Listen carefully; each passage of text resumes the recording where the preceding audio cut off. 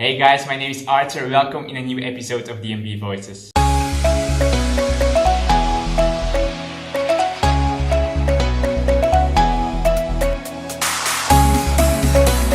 Hi Pieter, thanks for being here.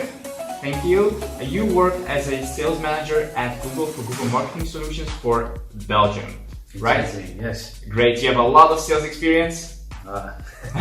Maybe. You Yes. actually started out as a account strategist at Google, now you're a sales manager. So I'm wondering, Google is probably one of the hottest companies to work for in the world. So I was always wondering, what is Googliness anyway? Well, I think Googliness is a term that we invented internally. Okay. But if you would translate it to what it means to be googly, it's doing the right thing. Right, so it's about doing the right thing for the customer, not just telling them what you know they want to hear, but more like what you think is the right thing for them, how you can make them successful. Okay. It's also about doing the right thing internally, right, in the company, like towards your colleagues, towards the rest of the team, being a productive, nice, creative member of the team. Okay, great. So does it also have to be a cultural fit, or can it be a Googliness factor, like the cultural fit? Or yes. So it's even something that we look at during interviews and evaluations. Great, nice. So let's talk about sales. Like I said, you have a lot of sales experience. So you started as account strategist, now you're a sales manager. So I was wondering, for sales professionals, what would be your top 3 tips for sales professionals to become like future-proof in, let's say, 2020? Is it like a customer-centric approach, or what is your secret actually? Yeah, my secret. I think all sales is about change. You recommend change, and you help people through change, etc. Great. And depending on the sector, there's a lot of change, or maybe not that much. Okay. But when it comes to digital, a lot of companies are facing a lot of challenges. Digital transformation, right? Digital transformation, data-drivenness, what to do with all those customer data, etc. Okay. How to leverage it. And so people need somebody they can trust. So what I would advise anyone is to invest in trust building skills. How do you do that? Well, trust, I think you can break it down into 2 components. Like one is authority, knowing what you talk about, knowing the products, but also being able to relate it to business challenges, business acumen. So understand what it is they're trying to achieve, and then adapt your narrative to their language. So the goals, right?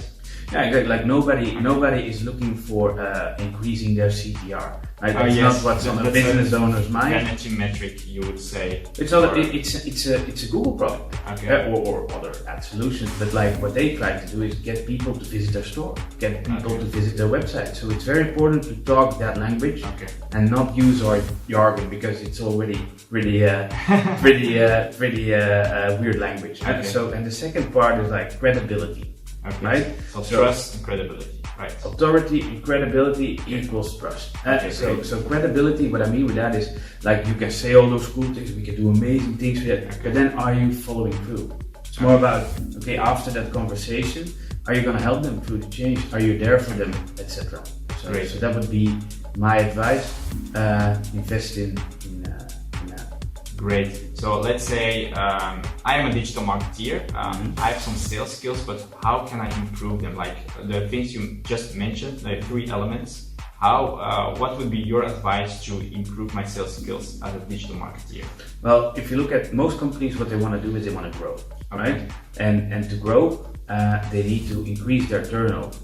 Now, if you break down turnover, it's actually very simple, in my opinion, and it's the amount of clients you have times the average turnover you get per client. Right? So if you can relate whatever you suggest to either how that will increase the amount of clients, or how that will enable them to increase the turnover from their existing clients, then you're good. So does it have to be, are you talking about customer lifetime? Exactly. Like for example, if you have a business and you're a supermarket, or you're a dentist, like you have a certain turnover, and that equals 1,000 clients times €100. So how can you use YouTube to increase that 1,000 to the 1,200.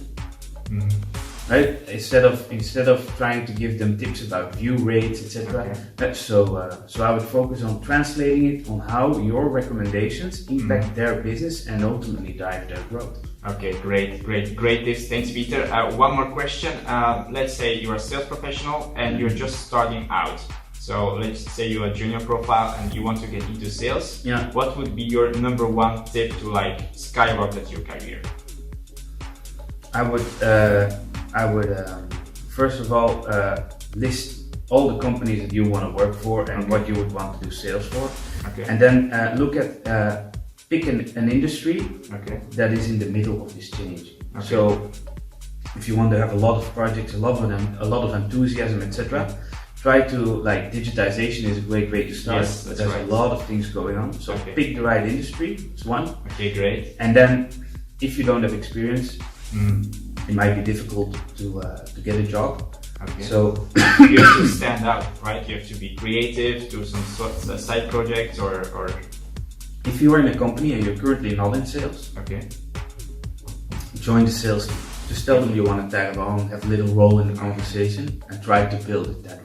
Okay, like Peter said, sales is all about change and people actually rely on a trusted advisor. And if you want to be one, you actually need authority and credibility. See you in the next episode of DMB Voices. Bye.